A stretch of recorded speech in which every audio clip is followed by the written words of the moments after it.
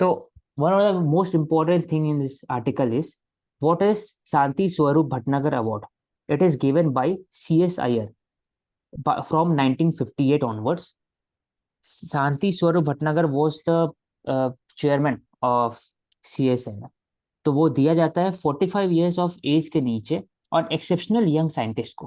तो अभी विमेन को दिया गया, उसके ऊपर डिस्कशन में कि कैसे STEM the number of is set to go up more than, ऐसे more girls are taking up STEM subject. STEM का बात करते हैं साइंस, साइंटिफिक टेक्नोलॉजी मैनेजमेंट होता है stem.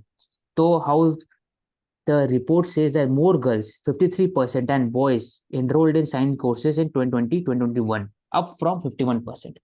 The women are getting represented in the higher studies and STEM population also. तो पहला ये हो गया।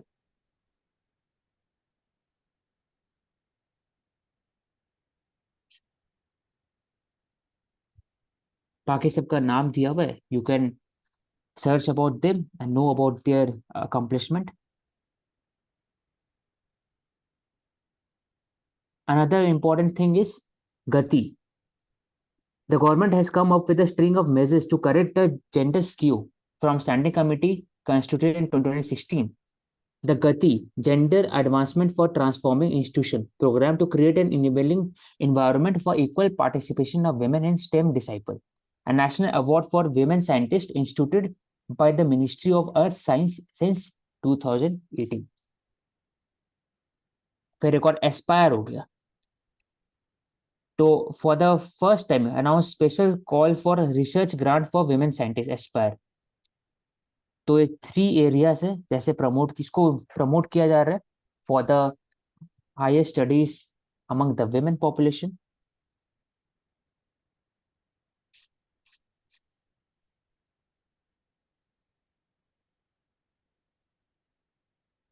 From watching cricket in Pakistan refugee camps to beating them in World Cup is immense. I think this showcases the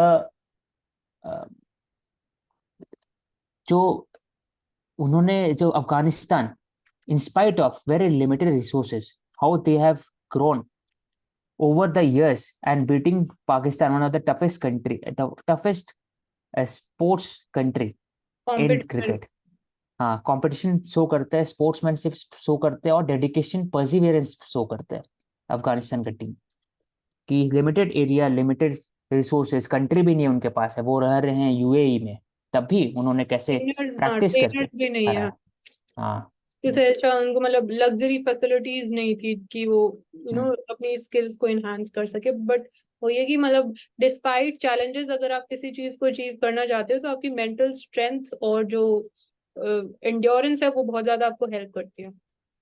And apart from Mansi's point, I would like to highlight that India has also showcased the sportsmanship to support Afghanistan team over the years कि कैसे मतलब ईर्ष्या नहीं होकर उन्होंने support किया अफगानिस्तान को from basics से अभी तो वन ऑफ द अच्छे टीम है वर्ल्ड कप में। फिर है कि Tata aim to be the first Indian company to make iPhone.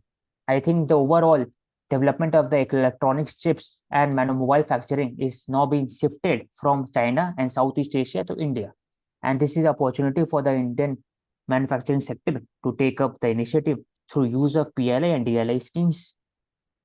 The Western important factory, we can use the name.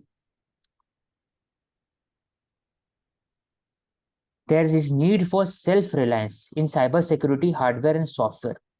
It comes under the critical infrastructure, cyber security hardware and software. और 6G भी अगर India को lead करना है उसके लिए इसमें self reliance जरूरी है। और भी ऐसे अभी देखा गया है कि साइबर सिक्योरिटी में गाजा पैलेस्टीन में चाहे यूक्रेन रशिया में कि the role of cyber security is very important. Role of cyber hacking of उसमें भी 2 होना चाहिए, एक डिफेंस मैकेनिज्म होना चाहिए, ऑफेंस मैकेनिज्म होना चाहिए, ताकि आपका जो नैरेटिव है वो हाईलाइट हो सके वर्ल्ड में। ऐसा 2019 पुलवामा केस नहीं होना चाहिए कि आपने बोला कि आपने डाउन किया 1 एयरक्राफ्ट लेकिन कोई माना ही नहीं, मतलब बिग न्यूज चैनल्स में। तो आई थिंक जो नैरेटिव बिल्डिंग है इट नीड साइबर सपोर्ट और साइबर सिक्योरिटी सपोर्ट्स के लिए इंफ्रास्ट्रक्चर चाहिए, तो उसके लिए काम करना पड़ेगा।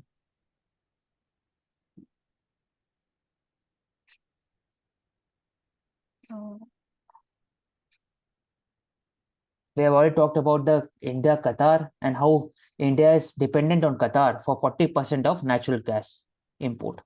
तो मैप में वी कैन लुक कि नॉर्थ फील्ड जो हाँ, कतर में है, South Pars which is again Iran का तो ये। नॉर्थ फील्ड इज इन कतार। हाँ, तो बेसिकली दो उस पे बटा हुआ है। यहाँ पर आपका सी ऑफ चैनल ऑफ हरमुज हो गया, state of हरमुज।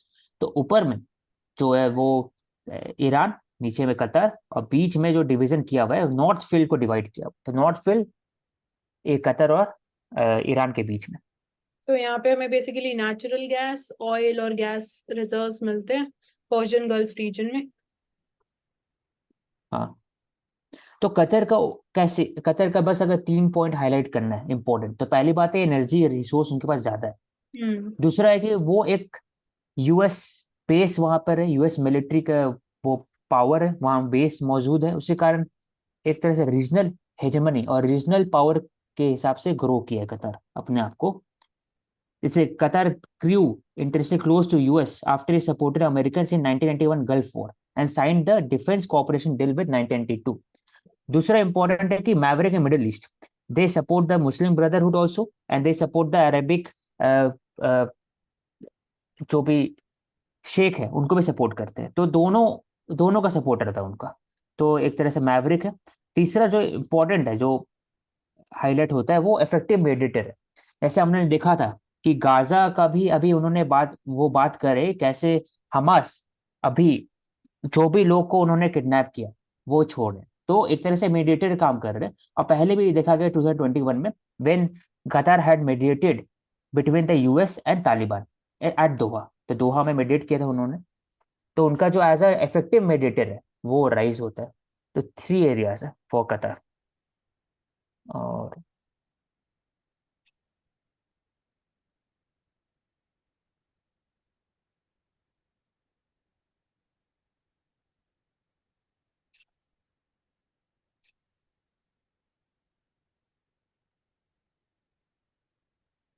I think we have finished, Mansi. Okay, You then can take up next. okay, so we'll continue with Financial Express now.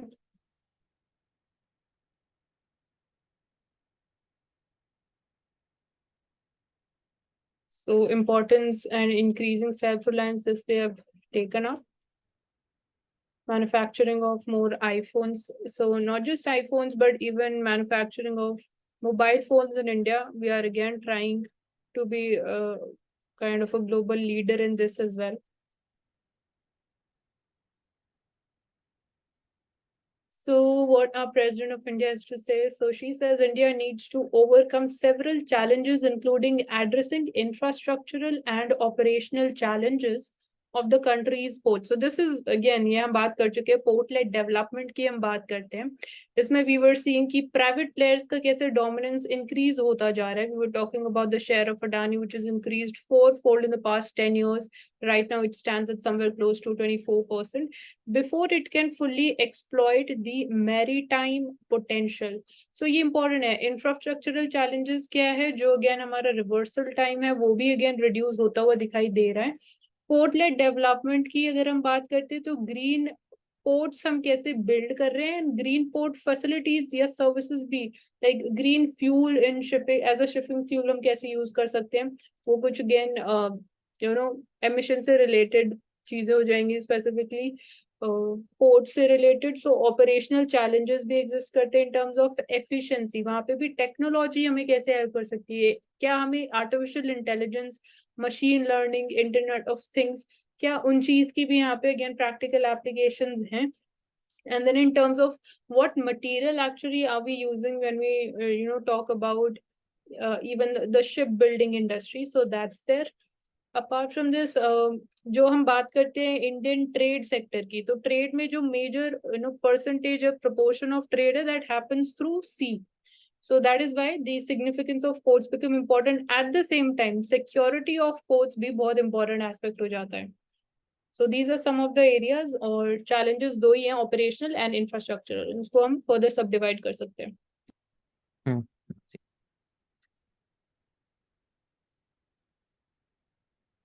Telecom sector में भी we are seeing right now, तो there is duopoly and Jio or Bharti Airtel ki, and Vodafone still it is catching up. So this is again a type of like duopoly का example अगर आपको कहीं लिखना हो तो Indian telecom industry players जो हैं, that's there.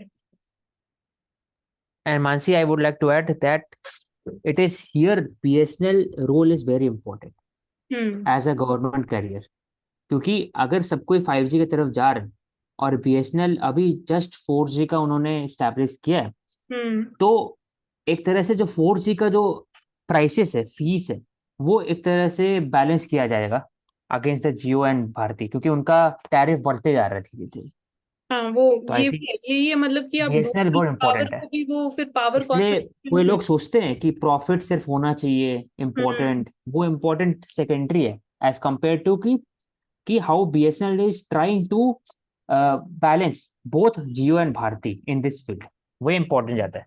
हाँ, तो यहाँ पे भी as we were also talking about कि इलेक्ट्रॉनिक सप्लाई चेन में specifically China is a dominant player, तो इंडिया इस एरिया पे भी फोकस कर रहे हैं इलेक्ट्रॉनिक सप्लाई चेन। तो यहाँ पे भी अगेन मोबाइल मैन्युफैक्चरिंग को जिस लेवल पे हम प्रमोट कर रहे हैं वो इसका एक कॉम्पोनेंट हो जाएगा।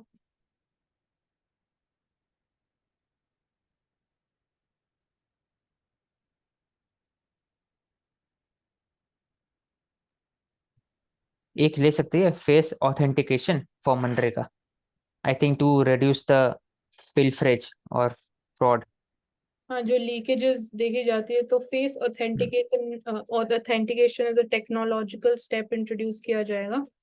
So this would be center will likely roll out the Aadhaar linked face authentication of the workers under this MGNREGA scheme. So basically like यहाँ पे फेस ऑथेंटिकेशन की बात कर रहे हो या आपके अगेन फिंगरप्रिंट्स जो कैच किए जाते हैं, तो वहां पे भी मिसमैच देखने को मिलता है।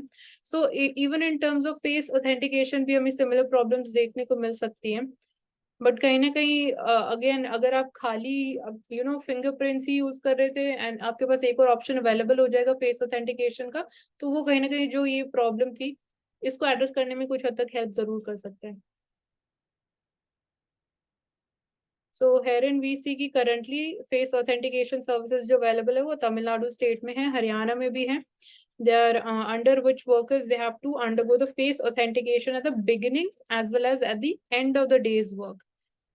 So that's there, मतलब properly record किया जाता है before the work starts and at the end of the day. So again you are failing to comply with this face authentication services, तो workers को जिनकी payments है वो नहीं मिलती हैं। So this is again a mandatory thing, and again कि तमिलनाडु और हरियाणा में कितना इफेक्टिव हो चुका है, कितना इसकी इफेक्टिवनेस देखने को मिली है, सक्सेस रेट कितना रहा। So successful face authentication confirms की your physical presence which is being scanned for verification matches the one which was captured at the time of enrolment when you again Aadhaar number was generate. So that's there.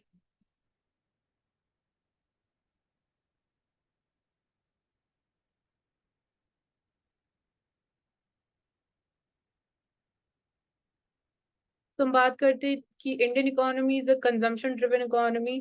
सो हमारा जो domestic consumption है that is being going up. We believe in being a strong partner to India's energy needs. So herein we are having again Nayara Energy की तरफ से the chairman is saying कि definitely एक important player है Indian market में to serve the consumption demand. FMCG sector जो है fast moving consumer goods industry, their role is very important. And consumption की अगर हम बात कर ही रहे हैं तो FMCG sector के लिए main challenge जो है rural sectors में how the demand right now it is not seeing कि recover कर रही है, तो वो एक हमारे लिए मेजर चैलेंज है जो कि FMCG sectors like Hindustan Unilever limited types of companies ITC हैं उनकी ग्रोथ के ऊपर मेजरली इम्पैक्ट रहता है।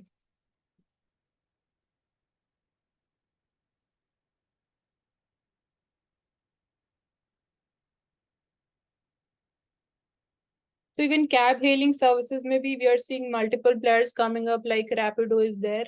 They are again going to introduce the cabs services right now. So they are offering two-wheeler services. So इसमें भी अभी domination हमें देखने को मिलता है of Uber and there's one more app.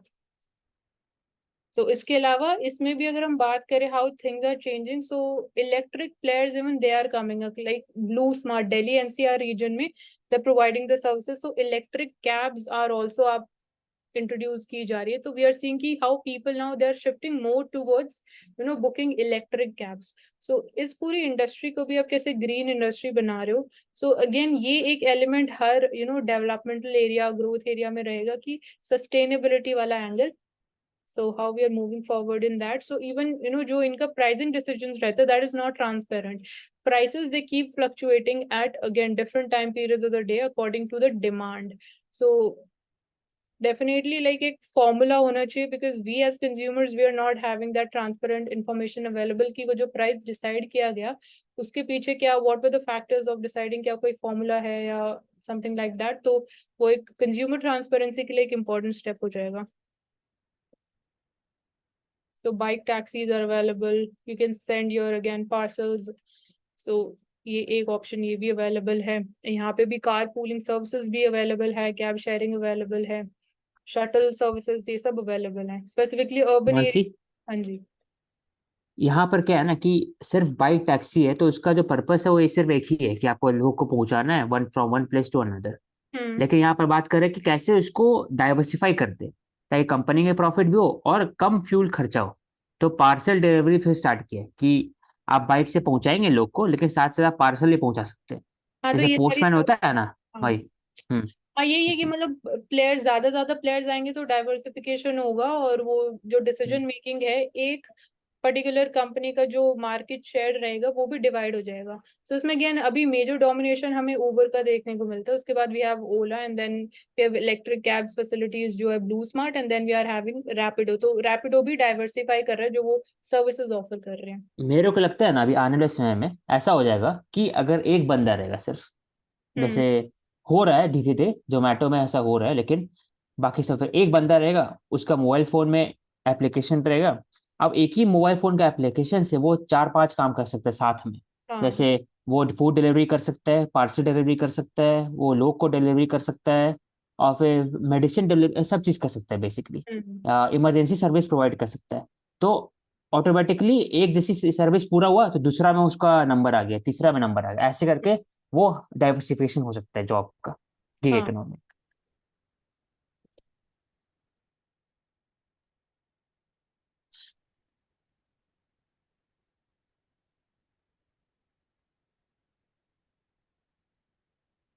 तो even growth of financial apps हमारे लिए अगेन बेनिफिशियल भी है, कॉज ऑफ कंसर्न भी है. सो फाइनेंशियल लिटरेसी एक इम्पॉर्टेंट एरिया हो जाता है अपार्ट नहीं, फ्रॉम. आजकल देखा जाता है ना कि फाइनेंशियल लिटरेसी, हाँ, फाइनेंशियल लिटरेसी इंपॉर्टेंट हो जाता है क्योंकि आजकल हाईली एजुकेटेड लोग भी फंस जाते हैं फ्रॉड में। हम्म. इसलिए फाइनेंशियल लिटरेसी इंपॉर्टेंट हाँ, ज्यादा है। आपको अपना पिन शेयर नहीं करना चाहिए, जो पर्सनल डिटेल्स है वो नहीं शेयर करनी चाहिए, पासवर्ड नहीं शेयर करना चाहिए.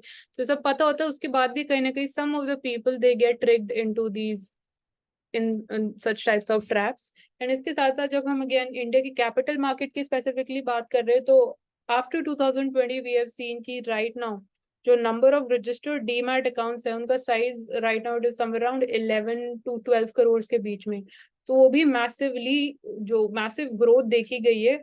उस कॉन्टेक्स्ट में भी कल हम जो एग्जांपल डिस्कस कर रहे थे रिसेंटली, सेबी ने जो पेनल्टी इम्पोज करी on the one of the financial influencers, so that is also one of the areas जो again SEBI is taking action against that also, because unregistered जो financial influencers हैं that is not a legal act. Yes, finfluencer होता और है यहाँ ना। पे एक ये मेजर है, हाँ, फिनफ्लुएंसर्स मतलब फाइनेंशियल इन्फ्लुएंसर्स जो है लाइक सोशल मीडिया इन्फ्लुएंसर्स, वो भी एक पूरी इंडस्ट्री इवॉल्व हो गई. So similarly a type of influencer हो गया financial influencers. So this is one method of कैसे आप इन्वेस्टमेंट कर सकते हो, जो सिस्टमैटिक इन्वेस्टमेंट प्लान्स रहते हैं. मतलब आप यहाँ पे टाइम पीरियड फिक्स कर सकते हो और आप अपना अमाउंट भी फिक्स कर सकते हो. तो वो सेट करने के बाद आप मंथली आपके अकाउंट से उतना पैसे डेबिट होके इन्वेस्ट होता रहेगा. तो इस तरीके से बेसिकली आपके ऊपर बर्डन भी नहीं रहेगा कि आपको सिंगल गो में एक हेफ्टी अमाउंट इन्वेस्ट करने. एंड एक तरीके से ये फाइनेंशियल प्लानिंग का भी इंपॉर्टेंट एस्पेक्ट हो जाएगा over a longer time period. And plus जो आपको इंटरेस्ट भी मिलते हैं वो भी कंपैरेटिवली आपको हायर इंटरेस्ट मिलेंगे कंपेयर टू द जो अगेन थोड़े गवर्नमेंट ऑप्शंस जो हमारे पास अवेलेबल रहते हैं। सो ये कुछ बेनिफिट्स हैं ऑफ दिस। हाइब्रिड फंड्स में आप इन्वेस्ट कर सकते हो थ्रू दिस। तो डाइवर्सिफिकेशन हो सकता है थ्रू दिस ऑल्सो। अब डिफरेंट डिफरेंट फंड्स में इक्विटीज में भी इन्वेस्ट कर सकते हो through this mechanism, like mutual funds के केस में जो होता है। तो अगर म्यूचुअल फंड्स में भी आपको इन्वेस्ट करना है तो वहां पे भी आप SIP यूज कर सकते हो।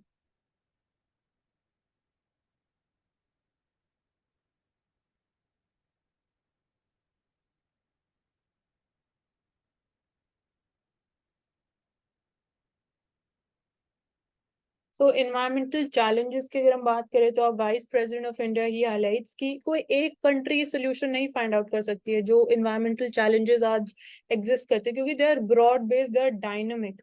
क्योंकि टेम्परेचर इंक्रीज हो रहा है, हर जगह टेम्परेचर इंक्रीज हो रहा है, तो एक कंट्री उसको सिंगल हैंडेडली कंट्रोल या डील या मिटिगेट भी नहीं कर सकती है।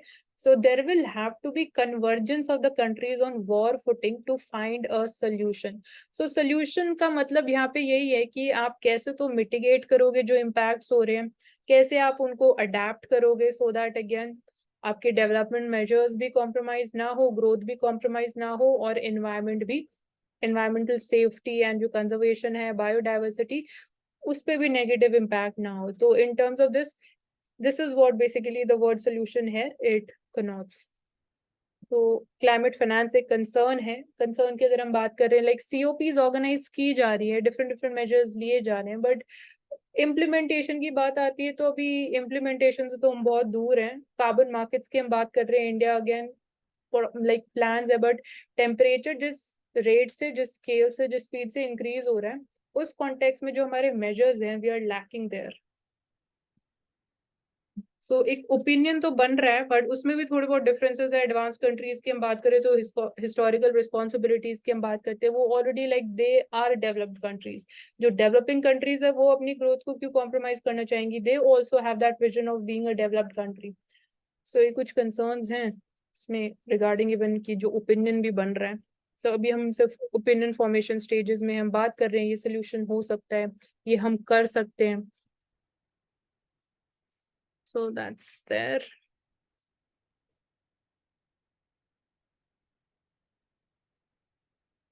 ये भी बहुत बात कर चुके हैं ई गेमिंग के ऊपर। गेम ऑफ स्किल्स होते हैं, गेम ऑफ चांस होते हैं, जो GST इम्पोज किया गया है, क्या दोनों टाइप ऑफ गेम्स के ऊपर इम्पोज किया जाना चाहिए? क्योंकि यहाँ पे भी अगेन मनी लॉन्ड्रिंग इन्वॉल्व रहता है, एंड जो इवन यूथ के ऊपर भी जो ऑनलाइन गेमिंग इंडस्ट्री है इसका भी इम्पैक्ट रहेगा, जो हमारी क्वालिटी ऑफ डेमोग्राफिक डिविडेंड है that would also get impacted, and इसके थ्रू डेफिनेटली आप एक अपना करियर भी बना सकते हो, तो वो कुछ अपॉर्चुनिटी भी एग्जिस्ट करती है। तो proper regulation is very important, and definitely एक ये बहुत बड़ा सोर्स ऑफ रेवेन्यू जनरेशन भी हो सकता है for the government at the same time. So that would be helping us in meeting the fiscal deficit target as well. So these are some of the important areas. And किस type के आप games promote करें, वो ये games of skill and games of chance में। सो games of skills के through again आप क्या ट्रेनिंग भी, कुछ ऐसी स्किल्स भी यूथ के अंदर दे सकते हो थ्रू गेम्स, तो वो एक इंटरेस्टिंग एक्सरसाइज भी हो सकती है। So these are some of the important nuances. औशिक, आपको यहाँ पे और कुछ ऐड करना है रिगार्डिंग ई गेमिंग? नहीं, आपने ले लिया इसमें, दोनों ले लिया कि इम्पोर्टेंस भी है उसका, एक एम्प्लॉयमेंट मेजर्स भी है, और गेम ऑफ चांस और गेम ऑफ स्किल में डिफरेंस की। I think game of skill को मुझे लगता है कि ज़्यादा उस पर ज़्यादा फोकस नहीं करना चाहिए, क्योंकि वो स्किल पर है डिपेंडेंट, उसको बस रेगुलेट कर सकते हैं। डिपेंडेंट है, मतलब कि उसके थ्रू आप स्किल्स ट्रेनिंग की जो हम बात करते हैं, क्योंकि यूथ बहुत ज्यादा यूज करता है गेम्स, तो उसके थ्रू जो मैं बोल हाँ, रही तो हूँ ऐसे वर्ल्ड में गेम का जो मार्केट है ना, वो भी बहुत बड़ा है, ऐसे कॉल ऑफ ड्यूटी हो गया, बाकी सब, मतलब billions of, hundreds of billion dollar में। तो हम्म अगर उसको टैप कर सकते हैं, अगर अगर फॉर एग्जाम्पल थोड़ा टैप भी करे तो क्या फर्क पड़ता है। लेकिन गेम ऑफ जो चांस है ना, वो I think it can be regulated highly, because there chance of money laundering और सच फ्रॉड केसेस, ऐसे हमने देखा। वही, हाँ। ये डिस्कस कर चुके हैं पूरा हाँ, ये तो हम इंडिया उत्तराखंड में। दे चुके हैं, उत्तराखंड से related.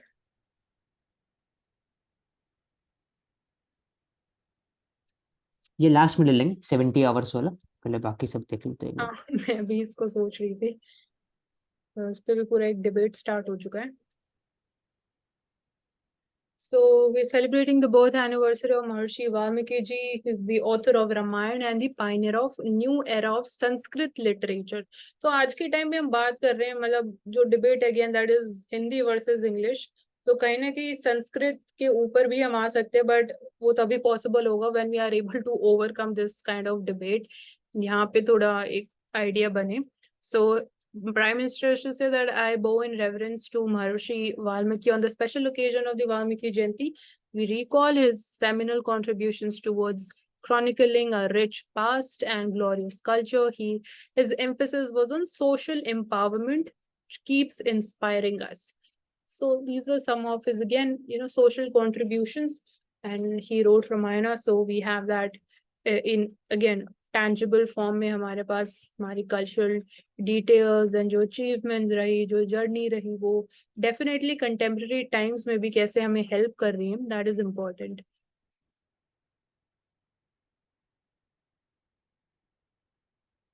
I think now we are done and we can take up this last article.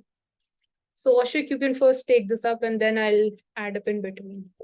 मतलब मैं इसको हाईलाइट कर देता हूँ कि इस पे क्या इशू था, उनके लंबा आर्टिकल है ये. हम्म. पहली बात है कि इन्फोसिस के चेयरमैन थे श्री नारायण मूर्ति जी. उन्होंने कहा कि आजकल के बच्चे लोग हैं या फिर जो वर्क फोर्स है उनको ज़्यादा काम करना चाहिए. They can work around 70 hours a week. अगर वो डिवाइड करते हैं 7 से 7 हटा दीजिए, 6 से भी डिवाइड अगर करते हैं उसे, तो I think more than 11 hours हो जाते हैं. हाँ, मोर देन 11 आवर्स है. डेली तो 12 आवर्स आपको वर्क करना पड़ेगा. हाँ, तो इस पे कंट्रोवर्सी हो गया ट्विटर पे और बाकी जगह पे कि क्या वो जायज़ है. अब मेरे मेरे हिसाब से जो 4-5 एरिया है जहां पर ज्यादा फोकस करना चाहिए. पहला, कि जो सॉफ्टवेयर इंजीनियर का जो सैलरी था, starting salary, it was around 3.5 lakh around in 2005-6, और आज भी वैसे ही. तो जो 14 साल में इंडिया ग्रो हुआ है लेकिन सैलरी ग्रो हुआ नहीं. तो आप सेम सैलरी पर कैसे काम कर सकते हैं 11 घंटा. दूसरा चीज, 11 घंटा करने से कहाँ लिखा हुआ है कि आपका प्रोडक्टिविटी बढ़ सकता है. अगर जापान में 4 डेज वीक काम होता है और वहां पर प्रोडक्टिविटी वेरी हाई है in spite of ageing population. This showcases that work life balance is very important. और साथ ही साथ जो आपका एफिशिएंसी वो बढ़ सकता है. तीसरा चीज, जो आपका जो काम कर रहे हैं इन्फोसिस में, वो it is not a matter of national security. तो आप 24 घंटा काम कर सकते हैं, 10 घंटा काम कर सकते हो. It is a direct connection between the employer and the employee. तो वहां पर प्रॉफिट मोटिव इंपॉर्टेंट होता है स्टेप. तो इसलिए उतनी आदमी को समय देना चाहिए जितना तक हकदार है. तो आई थिंक 3 एरियाज हो गया और आपको ऐड करने का. एक मैं ऐड करूंगी कि जैसे हम बात कर रहे हैं यहाँ पे सिर्फ टाइम के पर्सपेक्टिव से कि इतना घंटे वर्क करना चाहिए एक वीक में, या एवरीडे 12 घंटे वर्क करना चाहिए. तो एक तो आपने इंपॉर्टेंट एलिमेंट हाइड किया एफिशिएंसी का. तो एफिशिएंसी में अगेन, अगर आप इतने स्किल्ड हो कि जो आपको काम, जो टास्क असाइन किया जा रहा है, अगर आप उसको कम टाइम में कर रहे हो कंप्लीट, तो वो आपके फेवर में, वो अगेन पूरी कंट्री के फेवर में भी है. तो ये जो इवन आइडिया है यहाँ पे, गिग इकोनॉमी भी कहीं ना कहीं इसी कंसेप्ट के ऊपर ही बेस्ड है. आपको एक टास्क असाइन किया जाता है on the basis of skills you have, and आपको उतना पे किया जाता है. तो यहाँ पे भी अगर एडिशनल आवर्स आपको वर्क करना पड़ेगा तो उसके लिए आपको क्या इंसेंटिव्स मिल रहे हैं. तो आई थिंक अगर इतना number of hours of work increase करना भी है तो यहाँ पे as an additional income source भी एक वो रेलेवेंट पॉइंट रहेगा अकॉर्डिंग टू मी. यहाँ पे जो डेटा भी दे रखा है कि only 4 to 5% of Indian workforce that is trained and skilled specifically, जो जॉब्स वो एक्चुअली कर रहे हैं, तो ओनली 4 to 5% स्किल्ड वर्कफोर्स है. तो स्किल्स के ऊपर मेजर फोकस होना चाहिए. That is what is my final take on this thing. I will add 2 more points, important points that I have missed earlier. First of all, first is today also many of the IT industries, employees in the IT industry in other areas, they are working more than 9 to 10 hours, because we are including the commuting hours also, and also from work from home. The people are calling even after 6 p.m. and the meeting starts before 9 a.m. तो आई think the जो 9-10 hours जो target है ना, वो पूरा आज भी हो रहा है सेम सैलरी पर. और दूसरा जो इम्पोर्टेंट इसमें हाईलाइट करूंगा कि जो मून लाइटिंग का कॉन्सेप्ट था कि वे the employees were working for other companies to increase their monthly earning, इस पर मुझे लगता है इसी पर फोकस करने के लिए बाकी लोग जो इन्फोसिस हो गया उन्होंने कहा कि आप 11 घंटा काम करें ताकि मून लाइटिंग का ओकेजन और मिले चांस ही नहीं मिले। हम्म। लेकिन ये सोचना चाहिए कि आप फाउंडर हैं, आपका रिलेशनशिप जो कंपनी के साथ है it will be very different from what employees feel about the company. हाँ।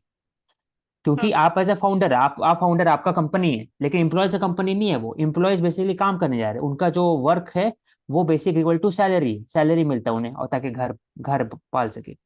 तो आई थिंक द रिलेशनशिप डिफरेंट, और उसके लेकिन उन्हें रेमुनरेशन नहीं मिलता है ढंग से, वो अपने बच्चों को पढ़ा नहीं सकता हायर चीज में as compare to develop countries बाकी सब। हाँ, तो तो rather than comparing ourselves with developed countries, we need to focus much on efficiency, productivity, and pay scale also. सो यहाँ पे So I again, will disagree. यहाँ पे Lastly, I मैं, will disagree with 70 hours. आपने भी जैसे बोला मून लाइटिंग वाली चीज, तो उसमें मेरे हिसाब से तो क्लोज टू 7 या मतलब इवन 10 आवर्स भी अगर आप लेके चले, तो इतना लोग वर्क कर रहे हैं अगर they are involve in moonlighting, तो लोग आज के टाइम में यही कोशिश कर रहे हैं कि वो जितना ज्यादा काम कर सके, मल्टीपल जॉब्स, और उनका कितना अगेन वो अर्न कर रहे हैं एक्चुअली। तो लोग उस कॉन्टेक्स्ट में, तो अगर आप लेके चलोगे तो they are working like longer time duration के लिए ही they are working. So solely looking लेकिन एट। मानसी बात डिफरेंट है ना, दो चीज डिफरेंट है वहां पर। हम्म। मैं आपसे अग्री करता हूँ, क्या बोलना चाह रहे हो कि वो काम कर ही रहे हैं, तो क्या फर्क पड़ता है इसमें काम हम्म। कर रहे हैं तो। दो चीज आ रही है, पहले बात है वो चूज करे अपने हिसाब से कि हम्म। कौन सा कंपनी में काम करना है, वो उनके पास इन्फॉर्म चॉइस है। हाँ। दूसरा है कि वो पैसा ज्यादा कमाने के लिए कर रहे हैं, रादर देन कि सेम पैसा पर आप काम करना चाहता है। हाँ, वो तो ज्यादा आई पैसा थिंक कमाने के लिए जो काम कर रहे हैं ना। हाँ। रेन्यूमरेशन जो है ना वो इम्पोर्टेंट है। अगर आपको हम्म। 4 लाख रुपए सैलरी है, अगर उसको 10 लाख मिलेगा तब आदमी लोग को रेडी होगा। हाँ, लेकिन वही 4 5 में फिर आपको 70 तो एडिशनल। हाँ। फिर, हाँ, वो बात है। हाँ, वो तो फिर ठीक है मानसी। यहाँ पे अगेन पर्सनल इंटरेस्ट ही हो गए कि प्रॉफिट हाँ, मेकिंग के लिए पर्सनली कंपनी के लिए ये रहेगा। ओके, ठीक है, then we can close it for today. So आज का डिस्कशन काफी अगेन डिटेल्ड एंड इंटरेस्टिंग भी रहा, कॉम्प्रिहेंसिव भी हमने किया। So you can stay tuned for us. Stay tuned for multiple topics like this for every day, and do subscribe to the channel. And thank you so much for joining us.